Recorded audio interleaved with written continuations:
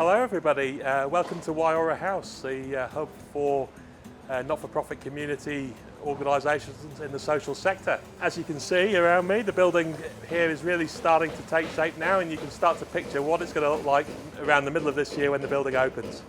The team have been busy installing a significant amount of aluminium joinery and glazing, which will allow natural light to flow into the building and help to connect those inside with the beautiful environment that surrounds them.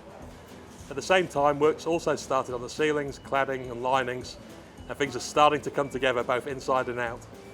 And another exciting project we've got going on in the district is down in Turangi, the Turangi-Tongariro Park Community Sport Facility, which, like Waiora House here, is nearing completion. We're still at the business end of things with joinery, glazing, internal fit out and landscaping all due to be completed over the coming weeks, and still on track to open ahead of the winter sports season 2023. Also, you'll see some exciting additions to the building, connecting the building with the community. Working with landowners and project partners Ngāti Turangi-Tukua, we've engaged local artists Tamari and Makaire Gardner, as well as carver Turangi-Ro, to create some fantastic artistic pieces that will really make the building come to life and form a strong connection with the local community.